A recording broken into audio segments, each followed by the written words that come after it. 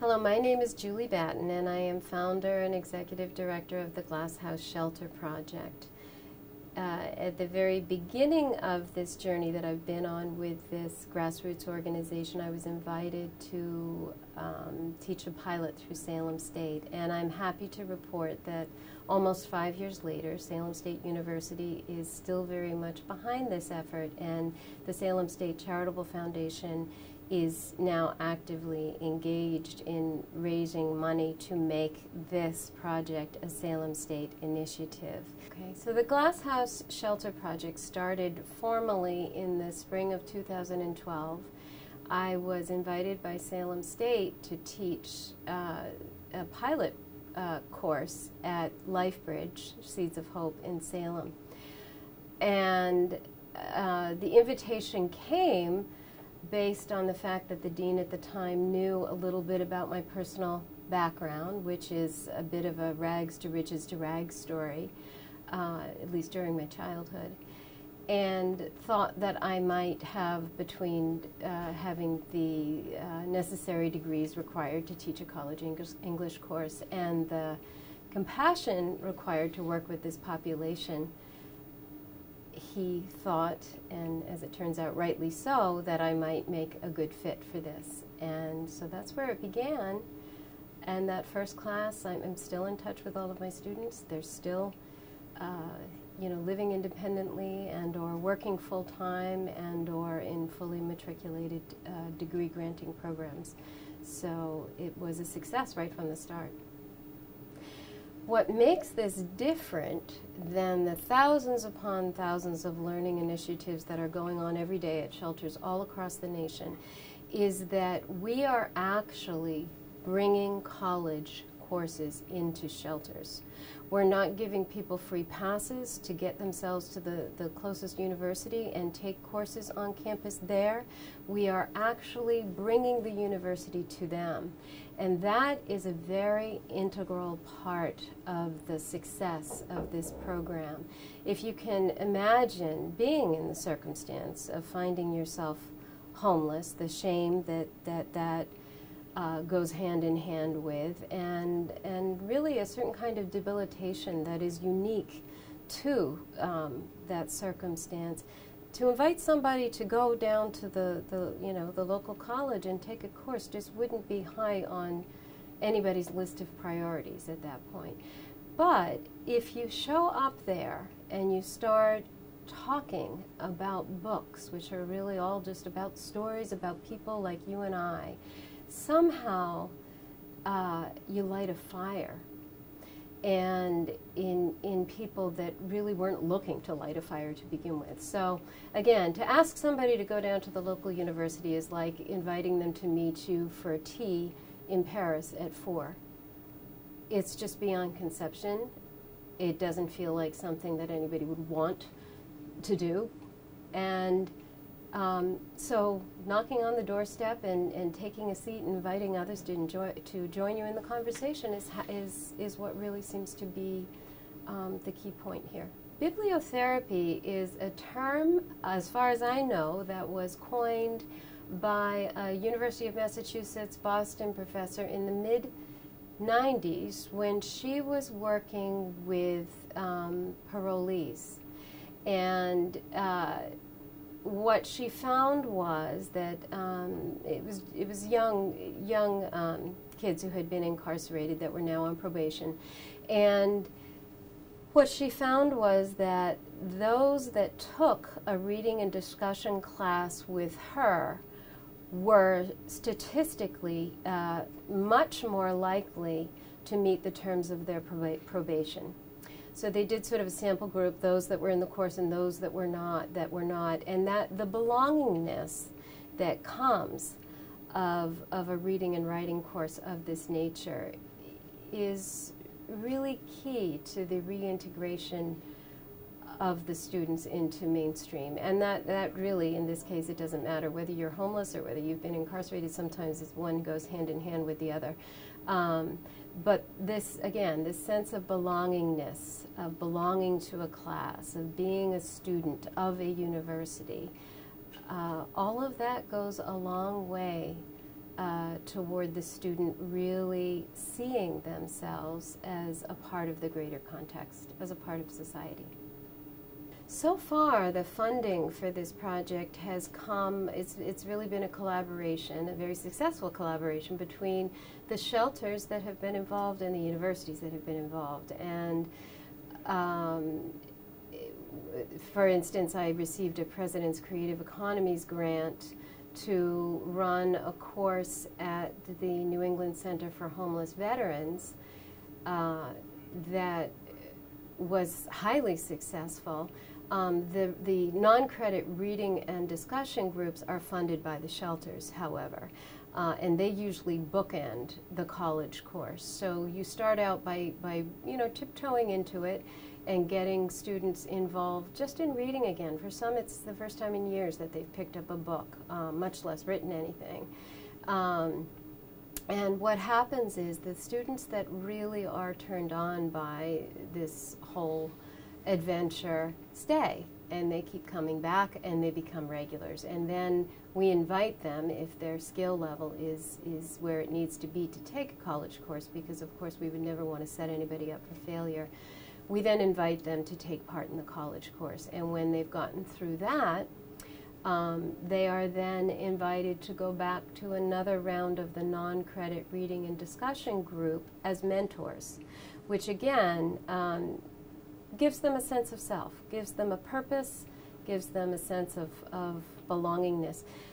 So the funding has been sort of dovetailed, and what we need now is a more as a base, is a place that we can put additional funds to grow this program out into the greater Boston area, and get the staffing that we need for it, get the marketing and publicity that we need to get the word out about it. We need funding for all those extras. As it is right now, I feel like I'm standing on the corner with a harmonica strapped to my chin. I'm kind of trying to do it all, and I need help. And so the way that I can get help is through some additional funding. The process here is really one of helping people who find themselves in the circumstance of homelessness to help themselves. Because we all know that we feel at our best not really taking handouts, not being pitied by anybody, but having the wherewithal to move forward on our own speed. And so this is really the end goal is to help the students help themselves toward reintegrating into the mainstream.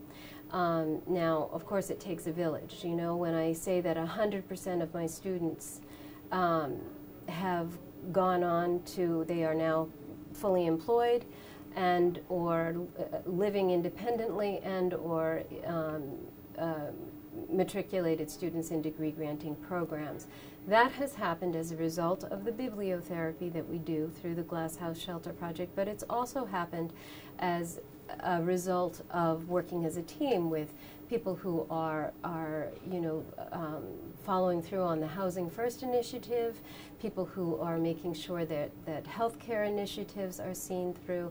So it's really, three legs of a stool, if you will. And up until now, in the last 10 years, the focus really has been on that latter two, which is the healthcare and the housing. And those are integral, those are very important. But I think this third initiative of education is equally important and has been largely overlooked until now, at least on this level, on a very serious, high level approach to the education we might offer in shelters. When I first came to this country, I was 4 years old. My father had gone ahead of my mother, my sister, and I on the Queen Elizabeth II with a hammer in his back pocket, and started banging nails in Hartford, Connecticut, and was able, on the salary that he made there on a construction job, to send for us 6 months later. But I remember the first Christmas here, my sister and I each received one present. We were sleeping on camp cots in the little apartment my parents had been able to rent. And we woke up that morning and we each found a doll next to us on the pillow. And we were overjoyed. We were overjoyed. We just felt like we had won the lottery. Until the neighbors invited us over. And we walked in, there were 3 little boys that lived next door, and we walked into their living room, and it was a sea of wrapping paper. And my 4-year-old self stood in the middle of that sea and felt so ashamed, because I thought, I have been so bad. Santa brought me one present, and these boys, one of whom had given me a black eye the week before, mind you, had received a truckload of gifts. And so I know what poverty feels like firsthand. And I think eradicating the shame that goes along with that circumstance has been something I've wanted to do ever since, and something I have either knowingly or unwittingly in some way in my life always been doing. I have a great deal of compassion for people who find themselves face to face with misfortune. One of the greatest lessons I've learned in the last 5 years in doing this work is that what seems to be at the core of immobilizing most of my students, of putting them into this space of inertia that so often goes hand in hand with depression, is how their inability to deal with shame. It's one thing if we do something that we're not proud of and we feel ashamed in that moment, and we put it in its appropriate box and look at it as a lesson to be learned. But when we become our shame, when the shame sort of wraps itself around us in a way that makes it hard to move out of that frame of mind, then it's difficult to see yourself a part of anything. It's difficult to see yourself as anything but invisible. And so in my experience with working with these students, I find that a lot of them are dealing with shame, sometimes decades-old shame. At some point in each class, I ask, how many of you in this room have been bullied? And to date, everyone has raised their hands. So what that means, what everybody's perception of bullying might be, could certainly be, slightly different. But all of them feel like they have been bullied, and all of them feel, to some extent, that, as is so often the case, that it was deserved. That if they had only done this better or only done that better, then they wouldn't have set themselves up for being bullied. And so, getting them to the place where they can understand that this is not their due, and allowing them through the bibliotherapy to start to begin to have compassion for our failings universally and individually, and then to forgive both ourselves and other people who might have mistreated us along the way. All of that is what liberates us, and all of that is what liberates us specifically from shame. So I think that's really at the core of what this work is about, is reading stories and being able to witness in those other stories aspects of ourself that we've had a hard time coming to terms with. We at the Glass House Shelter Project in Salem State University need your help to continue doing this good work. Please see the information on the screen for how you might make your donation. We are changing lives, one student, one book, one essay at a time. Thank you.